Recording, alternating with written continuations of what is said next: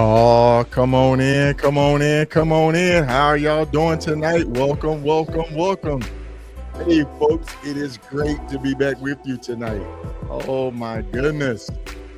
Welcome, welcome, welcome. Man, I didn't even hit my welcome. Welcome, everybody. Hey, Becky, how you doing tonight? Come on in. If you can hear me, give me a thumbs up. Chiquita, how you doing? I haven't seen your name come across in a while. Outstanding. I was out there in Oklahoma, had a great time.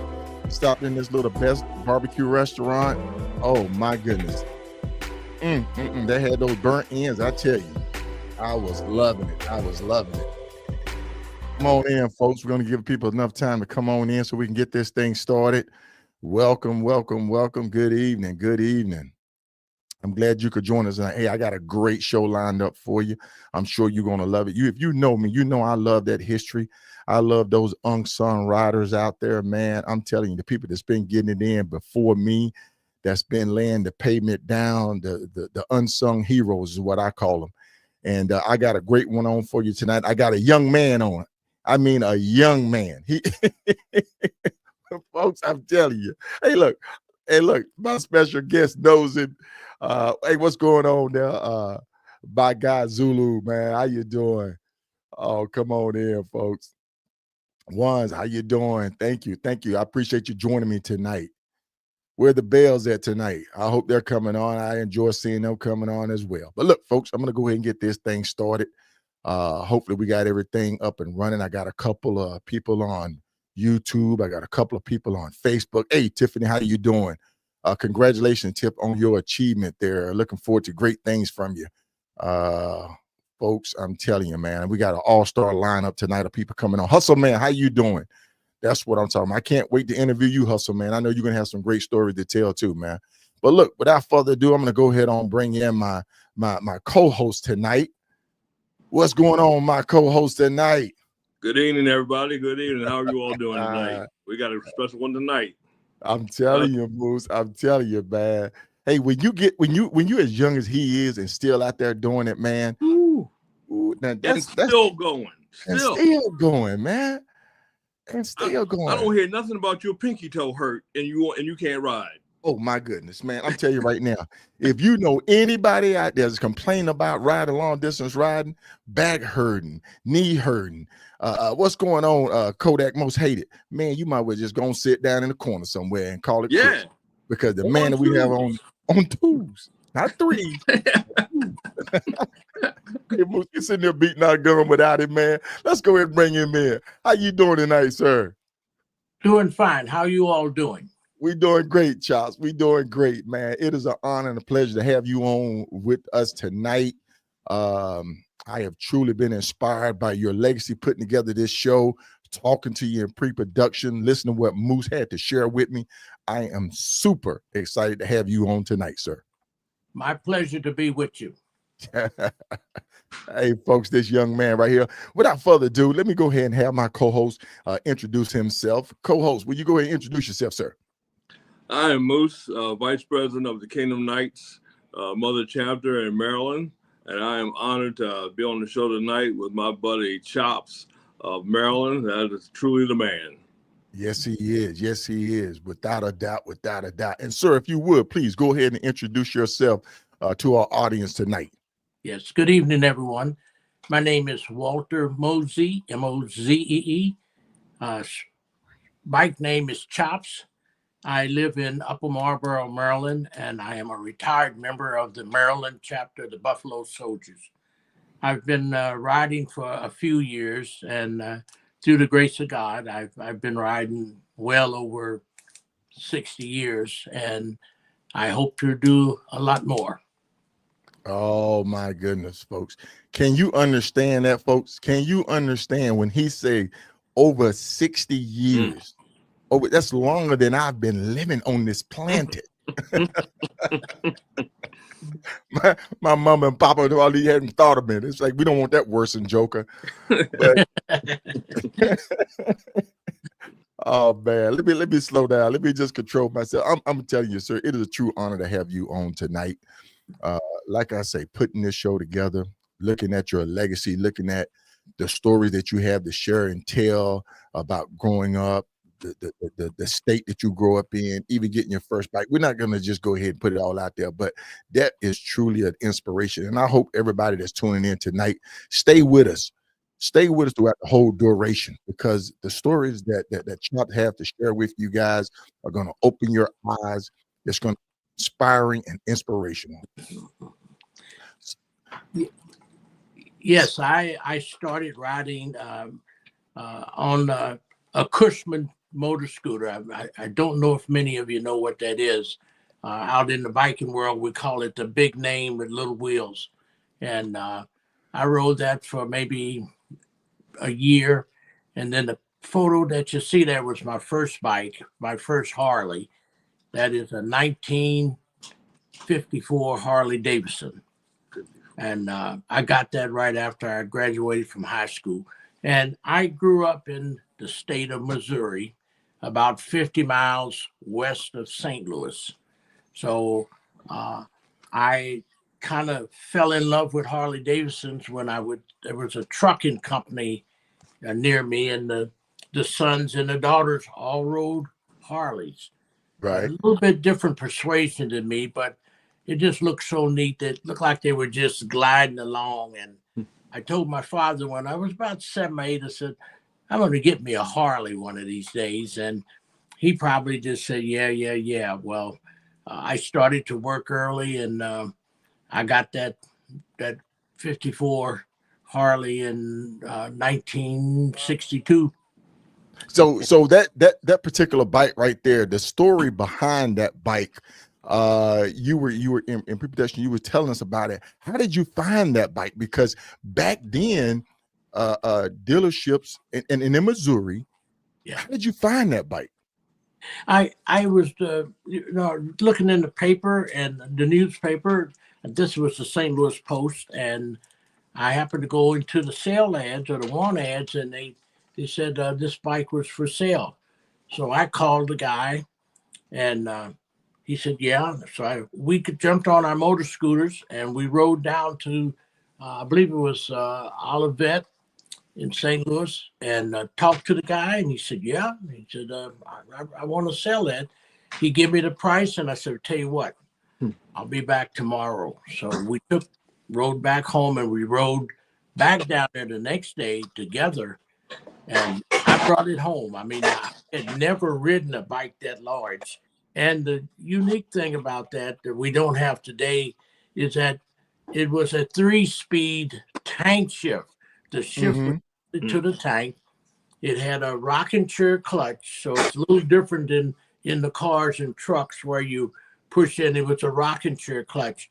So he said, well, you want to ride it? And I said, well, yeah, and I jumped on it, and not used to a rocking chair clutch. I killed the engine a couple of times. I said, tell you what, he lived on a little incline. I said, just push me down, I'll get it going. So gave him the money, and we took off. But I got over on Ollie Street Road, and I couldn't get third gear. So I said, well, that guy sold me a bum bike. I turned around and rode back to his house, and he said, no, I'll show you how to shift it. So I got on the back with him. Well, that's all history now, because I took my bike home. And the crazy thing, that I got home and hadn't said too much to my mom and dad about it. And so mom was a little miffed at me. She said, you're going to take it back. But I said, I don't want to take it back. So my father, he backed me and said, well, let him go ahead and keep it. And I'm sure glad he did, because I love that bike a whole bunch. And I rode it like that for maybe, I guess I put lights on it and everything. And then maybe like 2 or 3 years later, a friend of my father's came to my town, and he wanted to ride it. He said I might want to buy it. So I said, well, I was ready to get another one. Well, long story short, he took it out, and it got away from him. And so lights was all over. Yeah. So I was kind of upset, but thank the Lord, he kept me cool. But I went ahead then, and I said, well, I'm going to chop it, because it probably was doing all the mid the mid 60s. So Easy Rider was in the making, and a lot of the guys were riding choppers. So I chopped it down, and Okay. I rode a chopper for years. Now the only drawback with riding a chopper is everybody was telling my mom and dad that he's doing drugs and all of that. Yeah, there they are. And, but the little town that I lived in, I had a pretty, not bragging, but I had a pretty fair reputation. So. But I rode that chopper. I loved it. I mean, you stood out wherever you went. Now the bikes of the day with all of the glitter and the sound systems. But when you rode up on a chopper back in that era, you were like a movie star. Right. Easy Rider, And I did a show with Salty Badger, and Salty Badger has another podcast. Shout out to Salty Badger, where he does episodes where he highlight chopper guys. And he asked me, did I ever think about getting into choppers? I said, I've been invited to chopper events. I said, but those guys speak a total different language, man. I mean, it's the verbiage that they use, the parts, the way that they talk about building the bikes. Even you were telling me about the gearing. How did you guys would come up with the gearings on the bikes, Well, yeah, back in the day, I had a good friend that was a welder. And so, and the magazine that I got a lot of my knowledge from back in the day was called Easy Rider. I don't know if your viewers remember that, but I would get that every month. And back in my era, that was the go-to magazine to read and learn how to build bikes, just how to make the bike run. So I realized that I didn't want to keep the frame stock. So I had this friend of mine that was a welder, and I stretched the neck area a half inch. So by doing that, it changed the way it's set. It's set long and low, and put a 16-inch over front end on it. That's a Sportster there, but I rode with a girder front end, and then like Easy Rider, like I said, I right now I believe if it's still out, it's a girly magazine, but everything turns girly, man. Sex sale. Yeah. They put the big boobs on there, the girls on the bike, and they get away from all that technical stuff of how to build this. Because you were telling me you guys used to put car carburetors on choppers. That's my youngest son on the black. It's the same bike, but I had a coffee. You'll see if you close up, there's a SU car carburetor off of a Triumph. The Triumph, not the Spitfire, the larger one. It's a 2-inch carburetor, and it really made them run back in the day. Wow. And you were speaking about gearing. I did my little bit of drag racing on the streets because, you don't ride in with a chopper without someone challenging you. And so I ran cars that ran on the strip, and I had it geared, and I was successful, Okay. All right. Yeah. and Chops, he was telling us about the time that he was out riding. He had a Bowie knife on his side. Yeah. But it was about being the biggest and baddest. You know what I'm saying? It was about being the biggest and baddest, but it was just that lifestyle that you were in because you lived on the road, Right. And that's the way it was. When I look at Easy Rider, and those guys, they're camping out. Well, we camped out a lot, and so it was just the thing that, I'm not that. I'm only 5'8.5", and back then I was in good shape. I was a 170, but I figured, well, I knew a little martial arts enough to be dangerous. But I said, well, let me just keep my Bowie. And so when I would get stopped by the cops, I got stopped one night.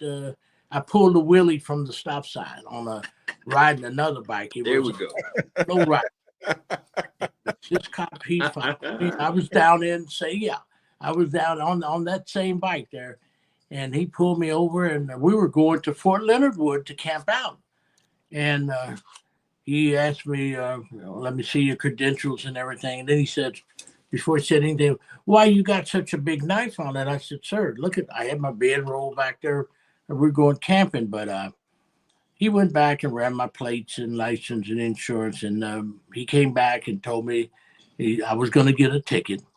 But then he asked again, but why are you carrying such a big knife? And I said, I told you I'm going camping. But that was just the way we dressed back then, you know. Right. I love But it. the other thing I wanted to say now, I got a lot of attention with that chopper. So I've had a pretty good life. Thank God for that.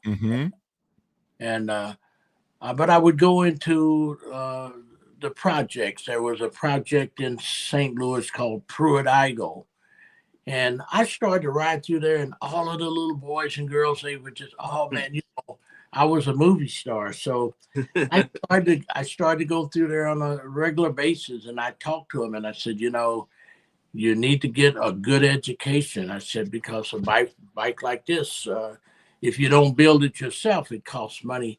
So I built quite a little rapport with those kids, but then drugs came in, and I kind of lost my grip with them. But I love being able to help with kids. As I didn't say, but I'm a family man, a Christian. I have 2 sons. One is deceased, and I got 6 grandchildren, and 1 great grandchildren. So the good Lord has been good to me, and as I said on the, you know, out here riding, I've ridden the lower 48 many times alone.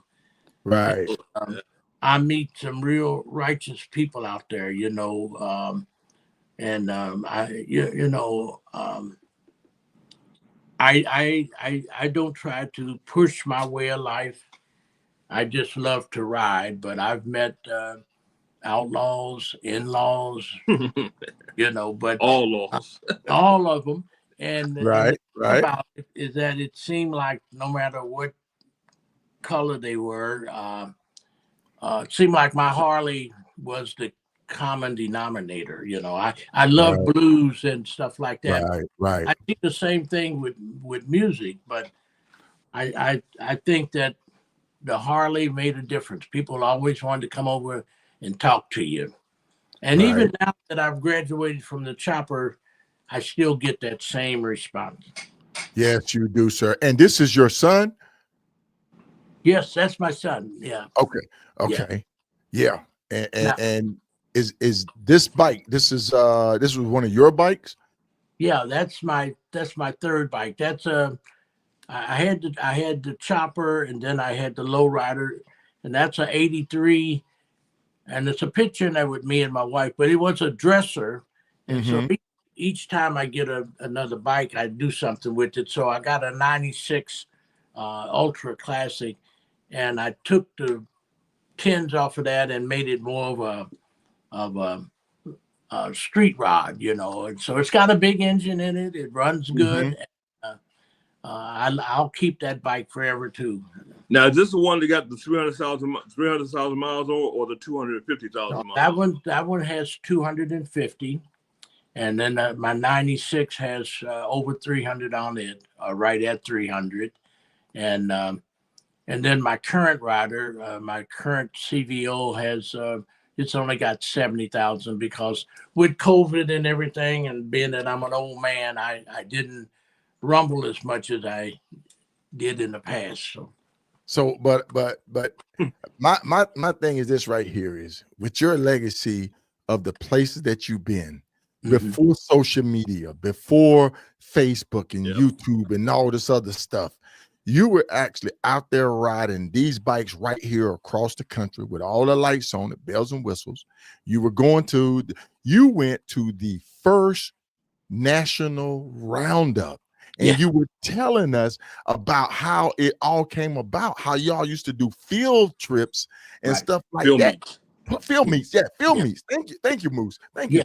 And so the thing is, please kind of give us a little history about that, because, you know, I stress that. I love that old biker lifestyle of going to the field, going to the meet.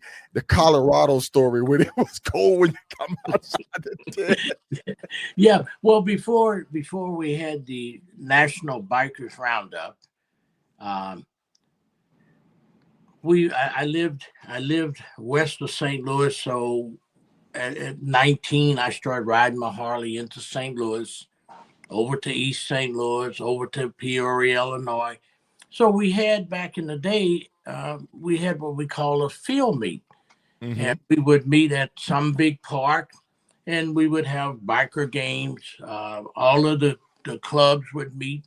And at one time in St. Louis area, I don't know if anybody's on here from the St. Louis area, but If we you're had from St. Louis, give them the Luke sign. Give them a St. Louis shout out if you're from St. Louis. well, in St. Louis at one time we had about 60 some active black clubs in the area. And we had like the Big Twins, the Big Wheels. We had Power Pipes, Crown Royals. One of they're still there. I went to visit with them last year. And then later on, we had Sin City and Wheels of Soul and Outcast, But a field meet was before the roundup, so we would go maybe twice a month. Sometimes we would run the full month. We'd go to this field. We would just have biker games and just socialize on a Sunday afternoon. Then what we were doing in the mid '70s, there, we would go. The black bikers would go up to Omaha, Nebraska, every Memorial weekend, and we'd rent 3 or 4 hotels. And we just partied. Well, I rode up on my wife, and we get up there, and so some of the brothers had been talking about, going to Sturgis. Well, at that time, people didn't know how welcome we would be at Sturgis, and I hadn't been there at that time. But so I said, well, if we're concerned, yeah, and that's where we're going across the Americade. But I told him, I said, at that time we were talking, and I said, well, maybe we should consider creating something that's our own. I'd had no idea that we were talking about the National Bikers Roundup. I said, that way we don't have to worry about not being welcomed or anything like that. So we went to Omaha that Memorial of 1977. We came back. We said, okay, let's do it. And it was put on by Billy Walker and the Zodiacs out of Kansas City. I wasn't living there then, but I knew those guys pretty much. So we had our first roundup in '77 in Kansas City, Kansas, and it was just in a field, I did music, but we had a good time. We had a real good time, and that's how it started. From then after that, every year, first weekend in August, we had the roundup somewhere. And I took a picture of the sheet of the first 20 or so, but we had our first roundup in California was in '88. That first one that we had in Colorado, I mean, we hung out in Denver. We got there like 2 or 3 days early, and we just hung out and terrorized people, just pumping gas for the ladies and stuff. But finally, we went on up to where the roundup was, and that was about 70 miles up in the mountains. And we camped out because it was just a big field of trees. I mean, so we did our bike games out there, but and we pitched a tent, and that morning it was like down in the mid 30s, and we made a big bonfire. But that was another good trip. And then the second roundup in Denver was at the old Stapleton Airport. That was really good, And, yeah. I mean, it's incredible to hear your legacy, sir. You are the epitome of what I seen this show, or where I want this show to go. Really? I want to highlight the unsung heroes that have paved the way for me and other riders to get out here and cross this country, to go out to these these venues. You are an encyclopedia to this of what we do. And like I say, when you put the time in, the respect is given, the respect is earned. Right. And you earned this, sir. I want to give you your roses right now. That's why when Moose said, hey, look, Solo, I have this gentleman. I met him at the parts counter at the HD shop. How'd you get me, Moose? Yeah, and that's why he has so much to pour into me, because when I come into, look, everybody, your pharmacist, right? So if you own an HD, he is your pharmacist. If you have an HD, the parts counter. You will be at the parts counter, so he's your pharmacist. So add that one to your repertoire, people. If you go into the HD counter, you're going to get a prescription filled. Yes, sir. So you gonna talk to your man. He's your prescription, and so that's how we all get to know Walter, because he was at the parts counter. Well, so he's my man. I love it. And then I talked to him. He's my chief road consultant. There's not a road I can talk about he doesn't know. He ended up being my road consultant before and after every trip. Walter, I turn left on Highway 123. Oh, yeah, that's over there by this road, that road. He knows every single road. I talked to him before and after every ride, and he knows every highway. I went to some road, and there was a gas station where this lady worked. He knows that road. So he ended up being my road consultant, because he knows every little road. And one time he was coming back from cross country, and I was going out cross country, and we compared notes. So my chief road consultant and pharmacist, road pharmacist. Thank you. I love it, man. I love it. This is great. Hey, look, folks, we're going to take a quick break right quick to kind of reset everything. Stay tuned. We will be right back. Listen, man, you're watching K-Solo Live, a podcast. Let me tell you something, man. If you really want to know, this is where you're going to go, man. Shout out to my man K-Solo for always putting it down, always keeping it in mind. Now, I understand this riding skills ain't for everybody. But if you really want to know, man, one hell of a podcast on K-Solo.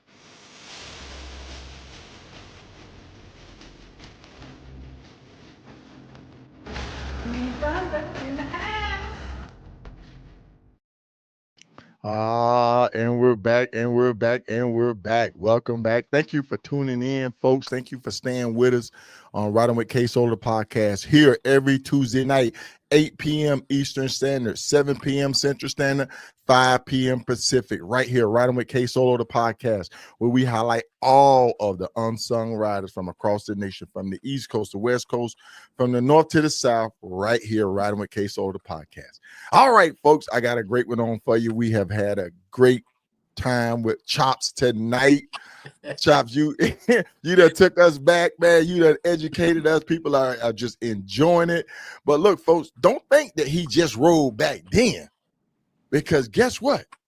He's still riding, folks. He's still riding at 81 years old. You talking about you want to go to Alaska? This ain't how to Alaska right here, baby. This ain't how to Alaska right here. This is the Alaska Highway. You got to go up to the Alaska Highway to get this one right here. Chops, man, where you been? Where haven't you been, Chops? Well, of the 50 states, I have ridden in 49 of them. I still got to catch a plane to Hawaii, and I'm just going to rent a bike there. But I've been fortunate to ride in 49 of the 50 states. And I guess I started really traveling distance when I brought my first Batwing in '83, the red dresser. And that year I took a trip. I'm a retired employee from AT&T, so in '83 we were going through the AT&T breakup. They were saying AT&T was a conglomerate and they wanted to break us up into baby bells. So I normally take my trip in the dead of the summer, but that year we were going through all of this. So my manager said, can you postpone your trip until later in the year? So come September, I planned a trip from, and I had, my company had moved me to New Jersey then. And so I was living in New Jersey, and I headed out and went down to, no, I was still in Kansas City, but I went down to Dallas, Texas, on down through the South, all the way over to New Orleans, up to the motor company in the manufacturing company in York, Pennsylvania. And so I got there at the time. They do tours there in late September, but I was a bit early. They said, oh, that's all right. We'll just take you through and show you how the bikes are made. So I went through the factory at York, Pennsylvania, then on up to Buffalo and visited a friend, came back across Canada into Detroit and on back home. So it was about a 4-week ride, but yeah, I started to travel then, and then I was kind of nosy. Every time somebody said, well, I live in California, well, give me your address. I'll get by there. I'll buy you breakfast. And so I just started to buy, even on that lowrider, I rode to Colorado. I used to go down to Evansville. We had a big biking event down there. And then over to Indianapolis. I knew some of the headhunters up there. So I was riding even on these smaller bikes, but once I got a more comfortable bike, and that's my current ride there. But once I got a more comfortable bike, and with Harley too. Now I would my year would start off going to Bike Week Daytona. And then we would do a Memorial Day ride, excuse me. And then we'll go to the Roundup and any other rides, But Harley come into the picture, and they did some very nice rides. I mean, I rode Route 66, which Route 66 can start in Chicago, and we got all the way across the United States to California.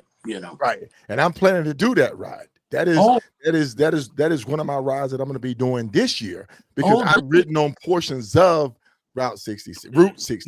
Yeah. You say route in the Army, you say route in the civilian life. Route. So my intent for this year, and I've ridden all over, not toot my horn, but the thing is, I have not ridden the entire length of Route 66, and that is what we'll be riding this year. So I plan to go from the start to the finish, staying on some of these old historic hotels. Yeah, that'd be nice. I'm looking for the sketchy ones. I like sketchy hotels. Yeah. So I'm looking for all the sketchy ones, and see if I survive. There's still little snippets of Route 66 out there. Now, we were riding one day, it was me and two of my best buddies. We were riding, and all of a sudden, the pavement ran out. So I said, I don't know what's going on. I said, you guys wait here. I'm going to ride down. If you hear any shooting, just take off. But I got on. You hear any shooting? Yeah. I was on this gravel road, and I met a guy riding a four-wheeler, and I said, what's going on? He said, no, just stay on this gravel road. It'll take you back to a blacktop. And so I rode back and got my buddies, and we went through. But you'll enjoy it. I haven't ridden it. It's been a few years since I did that, Yeah, that was nice. Right. But, I'm going to jump to my Alaskan trip. Yeah, please. Yeah. Now, I had been trying to get that together. I was living in Georgia, and I had a real good friend. He and I was going to do some tours. How old were you when you made that trip? I was, it was in 2000. Okay. So I was 3 years ago. Oh, no, 7 years ago. 6 years Still a young man. Oh, yeah, yeah, I'm still young. I mean, I'm hoping to be riding when I'm 95, maybe even 100. You know, That's awesome. I might have a trike, but I'm not ashamed to ride a trike. I'll So ride. how have you kept yourself in physical shape to be able to ride like this for so long, sir? I mean, is it just good living, genes? Is it the lifestyle? You clean, I mean, we all go through that phase of biker lifestyle where we, sex, drug, and rock and roll. But the thing is, I mean, now it's a healthier lifestyle. How do you get to that point? Well, when I was younger, like Moose, we want to hear it. I in my lifetime I have run 6 marathons. Woo. I went out just practicing and I ran 30 miles. So I was running and eating right. I've gained some weight now after I turned 60 because I wasn't, my doctor said I shouldn't be running, but I wish I had not paid any attention to him. And instead of running 7 miles every day, just go out and run 3 today, 2 tomorrow, 3. But I regret that most. But I think it had to do with, I just exercised a lot. And, Right. Okay. But, So there's no secret to suspension. There's no secret to the bike setup. It's just well, a lot of my dear friends they keep saying you need to get you a gold wing and now Indian. As a matter of fact, I'm going to go to the Indian shop. The Indian is coming back pretty strong, but I told him, I said, look, I've been riding since I was 18 and I've had nothing but Harleys. So I don't see me changing, but I do recognize that the Gold Wing is a good bike. The Indian is a good bike, and there are others. But for me, I don't see me really changing that, Right. It's just been a lifestyle for you to be on that Harley and all that comes with being on that Harley. You're a lifetime Harley member. Right. Yes. How long have you been a lifetime Harley member? Because we talked about the mileage, and that's what I try to explain to people is when we buy Harley. I say we on the urban side, we buy Harleys, we may buy them used or we may buy them new, and then we don't join the Harley the Hog chapter. Right. And I tell people there are benefits to joining the Hog chapter. Yeah. Even if you own a Harley Davidson, go into your Harley dealership, pay the little $24, $25 membership. You get discounts on parts. You get incentives from the dealer. You get all these other incentives that you don't even hear about that'll help you down the road. It's not a bad thing to be a Hog member. Right. It's not, folks. No. So go ahead, sir. I'm sorry. Go ahead. And so the thing is that when you join the Hog, the Harley's Owners Group, you can be a member of a local chapter, or you can pay to be a lifetime member, which you get free admission anytime that you want to go to the museum up in Milwaukee. You can go. These rallies, you get first dibs at these rallies. Chops has been to hog rallies across the nation, and you get insider information. So the thing is folks, and then what I really love and enjoy, and what I am so happy about is when I started getting my mileage ribbons. And I had my mother, my 82-year-old mother, sold my vest on several years ago, and it's been an inspiration to me. And I put all of my rally patches on it, all the places that I've been on there, folks. It's a great thing to do. I encourage everybody. I've inspired a lot of people to get out and start putting their hog vests together, even in clubs. And the thing is, it shows, it's a part of your legacy. It shows where you've been, where you've done. And sir, even though you were a member of Soulsters MC, which you was a founder, you was a member of the Hustlers MC. You thought we were going to get away from it? Oh no! I'm going to bring it all back.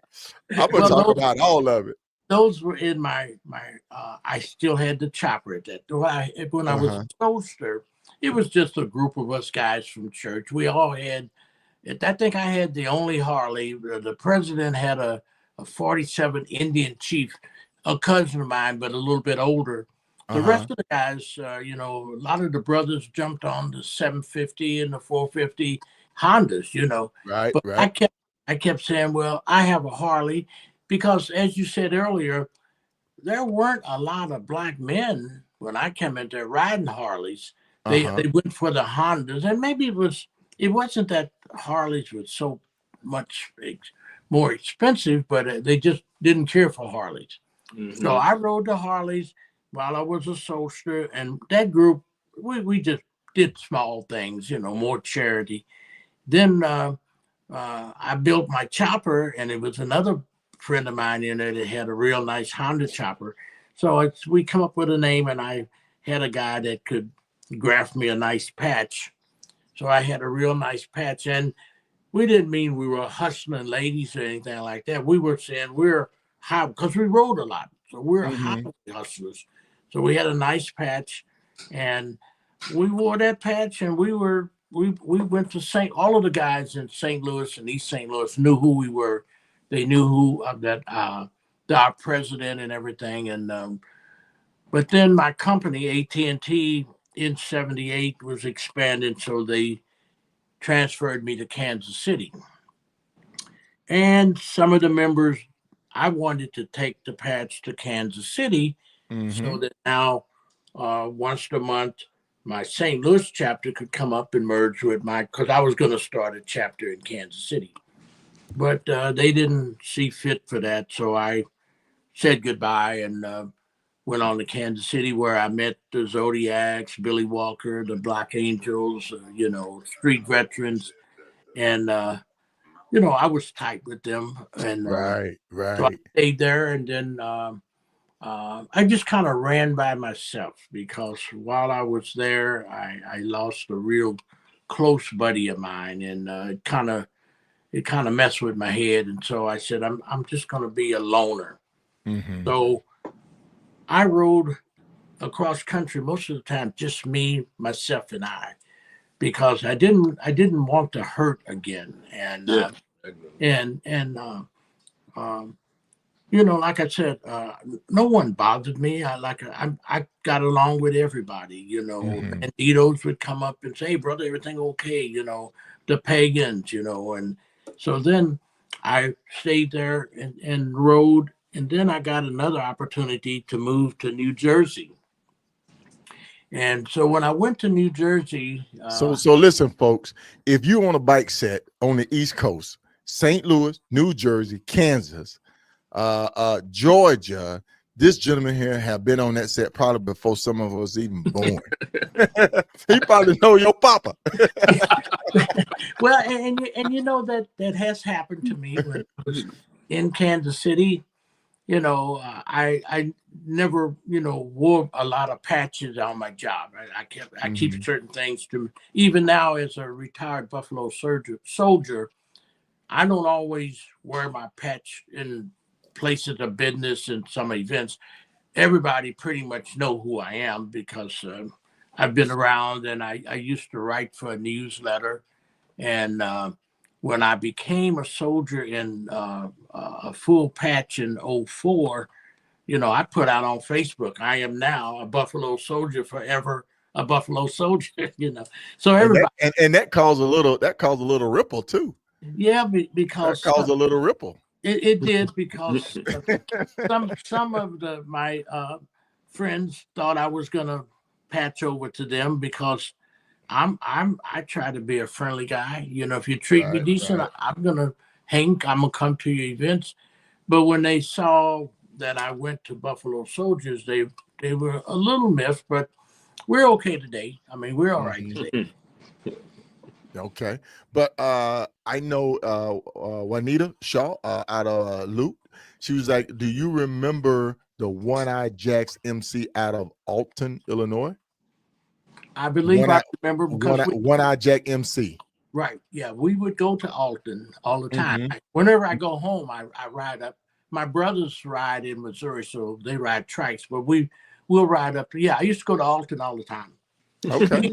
Peoria, Illinois, we would go there and have field meets, you know. Okay. Wow.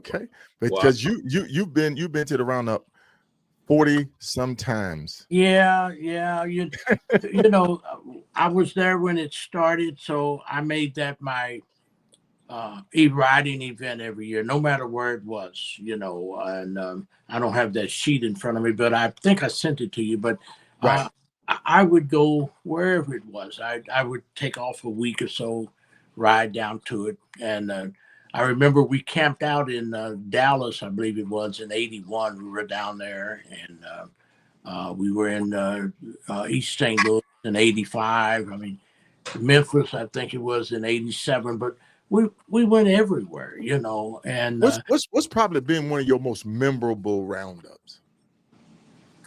oh, I mean, either things went right, it went good, it was a good feeling, or everything just went bad, sour, and you know, you had to just grudge through it. no, I think it was kind of a surprise because right down here in Dinwiddie, Virginia, we found out that the roundups were probably best held at racetracks, or at least 500 acres with lakes on it. But at Dinwiddie, I think, was the beginning of the real large successful roundups. I would venture to say, and we had people from Seattle, Washington, everywhere, but I would venture to say that was the first of our big roundups that had over 100,000 people. Now, I was kind of nosy, so I had colors I could go to. As Billy Walker mentioned, we would go each year. We'd have a roundup committee, and whoever's hosting the roundup, we would have them to come to Kansas City. So I would go. They never ever would say that there was. They say 30 to 40,000, and I said, "Whoa! I've been to Sturgis. I go to Daytona. Those are 750 and 800,000 events. Now we weren't never that big, Right. but we had more than 30 or 40,000. Right. And so I also, in the beginning, most of you may not remember this because it was in the 70s, but it was called National Black Biker Roundup. Well, I fought that. I said, no. Why we got to label our events? It took me a little while, but every year I would stand up, and finally, it's now called National Bikers Roundup. Now you were on the committee? No, I would just go. I'd go to the committee meeting. I wasn't really on the committee, but you could come in if you had colors. So I on my, yeah. So you represented well, and you were there every year. So basically, you had a voice. You were a voice. Yeah. You know, I knew Billy Walker and the Zodiacs and the guys, and you know, I had Mr. Walker on the show, and he said, "Yeah." I reviewed that today. I didn't know you. I watched that. Yeah. Billy's okay. You know. Yeah, man. You gentlemen right here are my true inspiration. I am 56 years old. You are 25 ahead of me. Yeah. And I sit there. I got off the bike this weekend coming from Oklahoma. And I took a side, and I said, I'm like, I'm getting ready to interview an 81-year-old rider. And I'm sitting here acting like my back hurt, my knee hurt, and I'm cold. I said, stick your chest up. Yeah. I don't know what you've been through.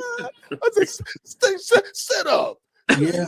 Well, I don't think I could ride that chopper cross country like I used to. Hardtail too? Yeah, hardtail. You know, you didn't have any shops in the rear, so we ran our tires down a little less than the 30 pounds, usually somewhere around get a little softer. 60. Yeah, you know. Yeah. But then if you had a good front end, it kind of compensated. But no, these Harleys and motorcycles of today, you need that to run cross country. Yeah.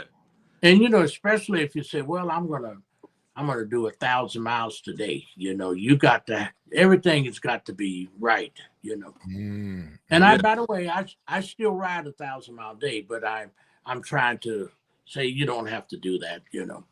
Hey, Chops, what from a yonder question, the people ask me a lot, what is your favorite area out? Well, let me put his on there. What is your favorite area to ride in yonder? Why? What part of the country do you get to and say, yeah, I like this spot the most to ride in? Well, I always, and I go that route a lot. I go 70 all the way to Salina, Utah. 70 aspects with Highway 50, Highway 15. And man, when I get up, and usually I get up early in the morning to ride it. So I'm cruising down Highway 15 and there's lakes and everything. But to me, I always get a joy out of that. I think now when we came back from Alaska, if you ever get the chance, ride the Pacific Coast Highway. Yes. If you haven't done that. Now that's a beautiful highway. We got on it at around Oakland there. And you're riding along the ocean and you got high bluffs and everything. And you're looking over and you see all the falls and the water. It is beautiful. And we rode that all day. And it never got much warmer than 72. And this was in August, you know. Yeah. But it's a beautiful highway. If you ever get to ride that, I'm going to probably ride that again. We got a trip to Seattle, and I might just jump on that because it's beautiful. I mean, you know. Yes, sir. Yes, sir, it is. Yes, sir, it is. Folks, if you have any questions for Chops, just go ahead and put them in the comments. Ask him any questions. Does he know any old clubs? Does he know any names? Who knows? You know, he may remember a ridden with some of you. May ridden with your papa. But this has been a great show. I've enjoyed it, sir, and we're gonna keep this thing going because I'm enjoying this. I am truly enjoying. I've been looking forward to it for so long. I'm like, man, I can't wait to get him on. I can't wait to hear his legacy.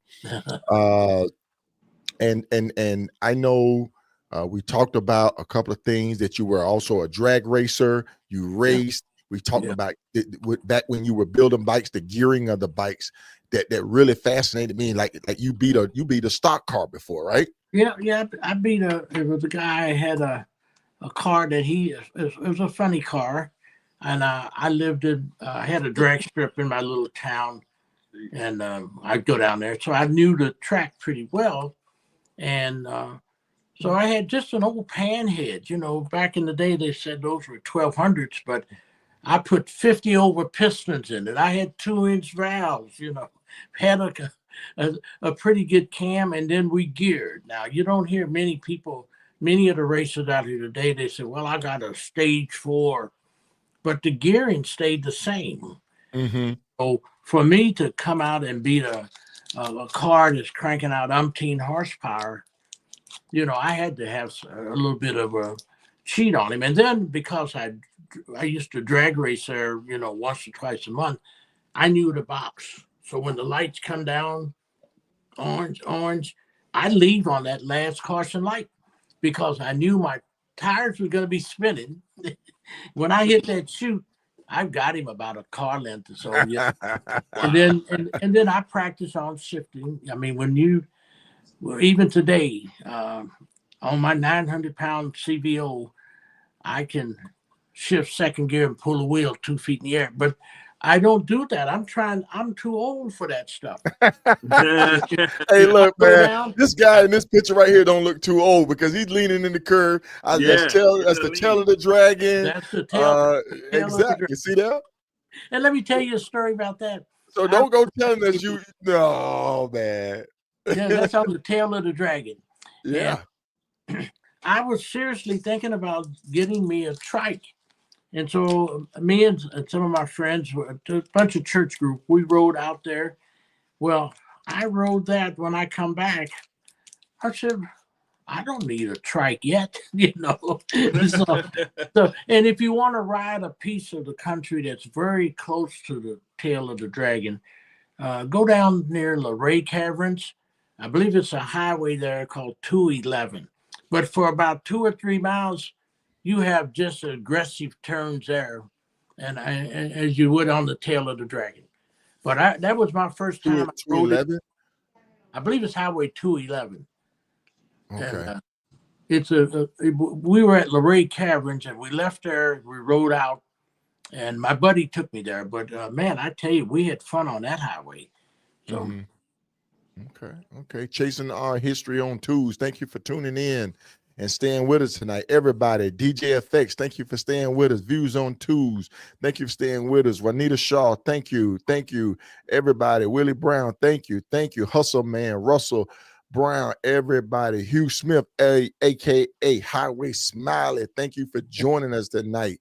I want to thank everybody, man. Retro and Philosophy Show. Make sure you check out his show, man. He's a daily inspiration. The Bells. Who is that? Okay, Mr. Smurge, thank you, sir. Marlene Harris, thank you to everybody that's been tuning in. Thank you. We truly appreciate you. I love getting these episodes on where I'm hearing about history, when I'm hearing about stuff in the beginnings, before our time, that paved the way for us, because it's a legacy. And that's what you always should aspire to do, is to leave a positive legacy behind you. And Mr. Mozee has left a positive. Listen at the names he's called. Listen at the places that he's been, folks. If you in his area, if you see him, you meet him, you need to sit down and listen to him and listen to a couple of his stories. Moose, you do, right? Yeah, let me tell you, this man is accessible and reachable. At Fort Washington Harley Davidson dealership, we have a tradition. We have 4 benches that go across the dealership in the parking lot. And it's all you have to do on a Saturday is come down there. Chops is there. He sits in them benches like we all do, and you just approach him and sit down and talk with him, and he'll tell you his stories. Just come to the Fort Washington dealership, grab a seat on the benches, and listen to his stories. That's all you have to do. Any given Saturday, he's right there. I'll be there with him. Yeah. So, sir, if you could go back in time and give yourself some advice as a young man, what would you say to yourself in the motorcycle culture, the motorcycle world?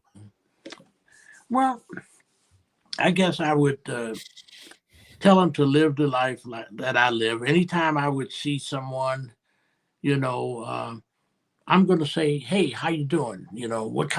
I just speak to people. And I found out that even in our trying times today, that I'm still, I don't know if I should say, I don't know if I'm respected, but they give me my read.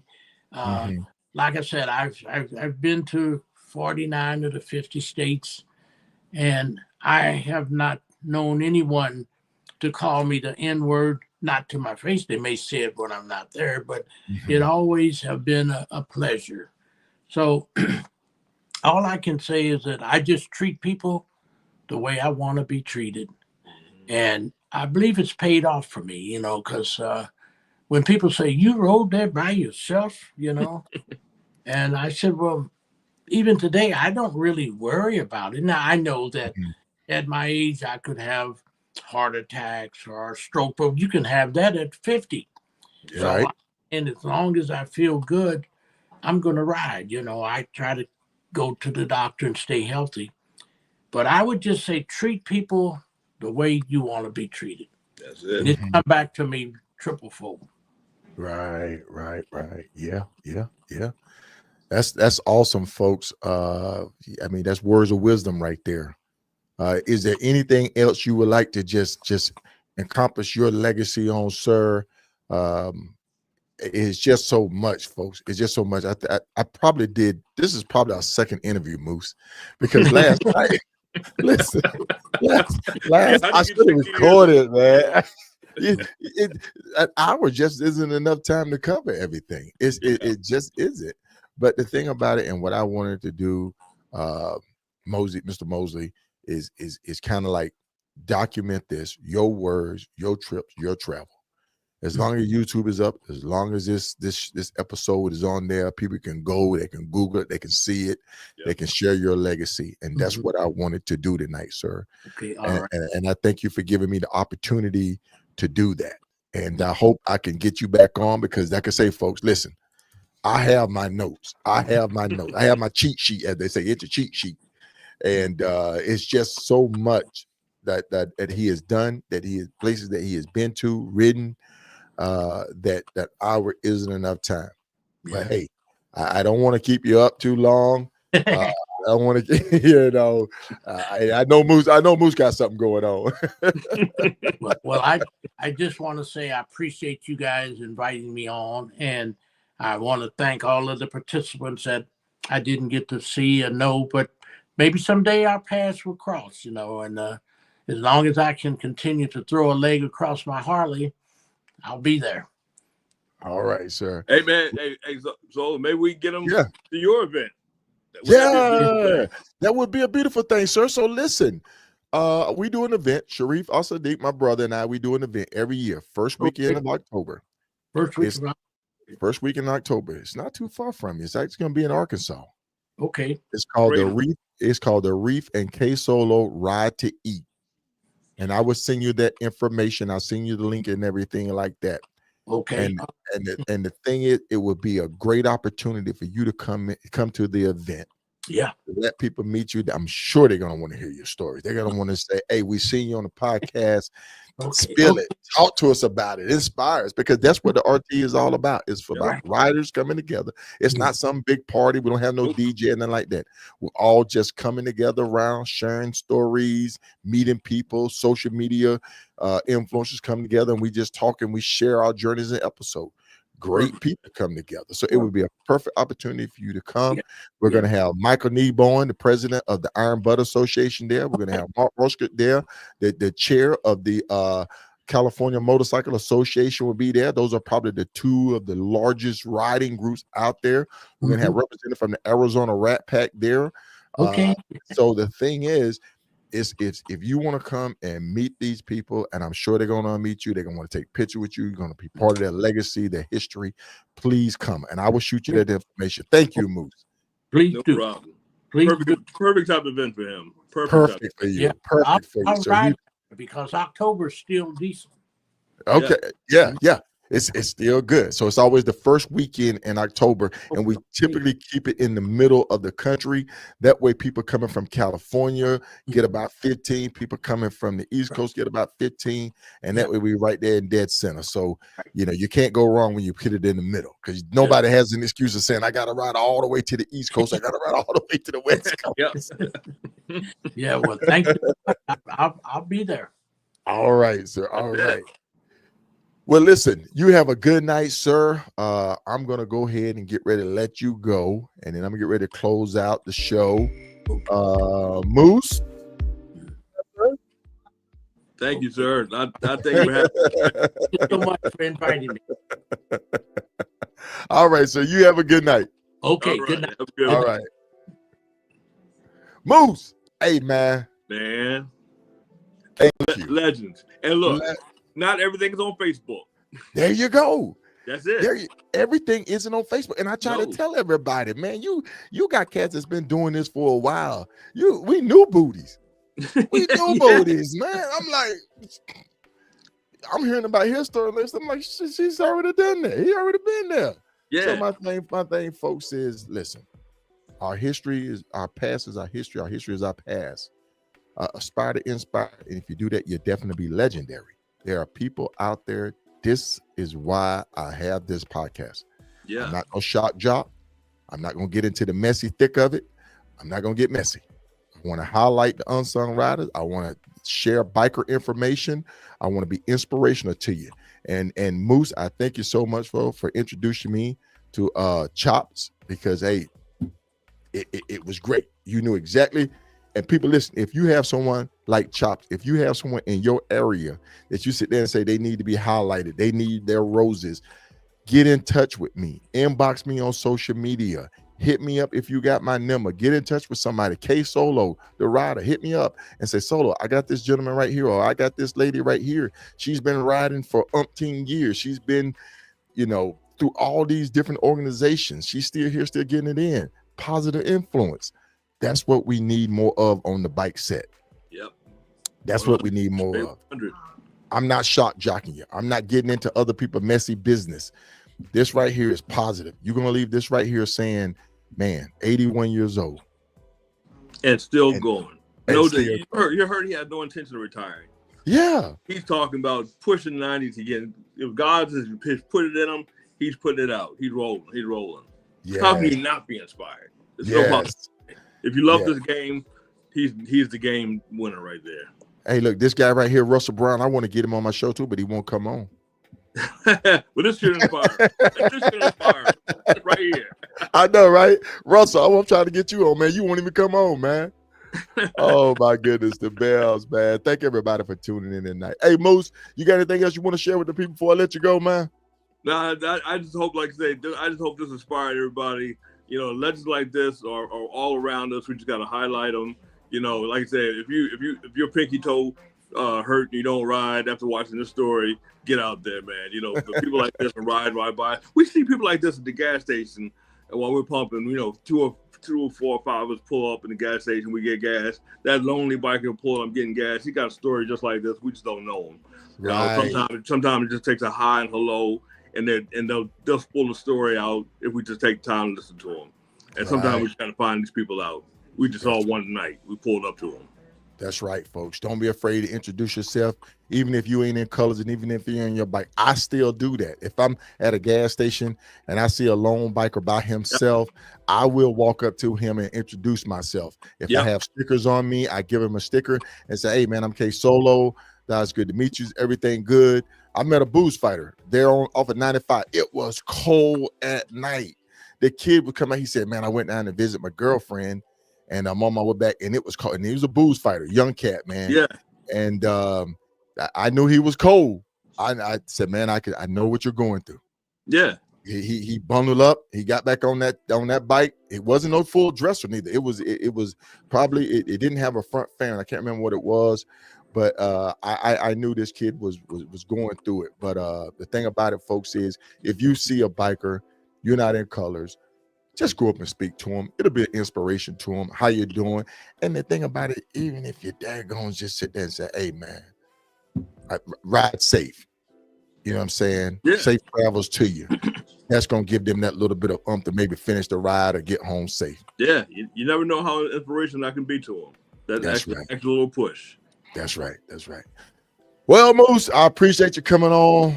I think you have it, man. And also, wait a minute. Before you go, y'all have an event coming up. Give a plug. Give a plug. May 4th, Kingdom Knights 20th anniversary, 20 years on the set doing what we do. And we've been loving it. It is May 4th is the actual biker Sunday we're having. As many bikers we can get in the church. We'd love to have you May 4th, starting at 12 o'clock. And then the day before, May 3rd, we will be hosting our anniversary service at the Harley Davidson dealership. We have a few things going on that day. We're having our gospel biker sound show. That's a little different. having the bikes blast gospel music with a little sound show. And then there'll also be line dancing going on. They'll be cutting up on the dance floor in the dealership. Some fine food will be cooked. Biker fish and other stuff going on. So line dancing, sound show, and fellowship going on May 3rd. So that will be 11 to 4.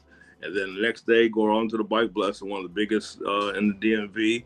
And I love it when the people get there like 11 before 12, because the fellowship in the parking lot is just amazing. The fellowship that goes on before, reminds you of Daytona. It's just a great event. So hoping everybody comes out again.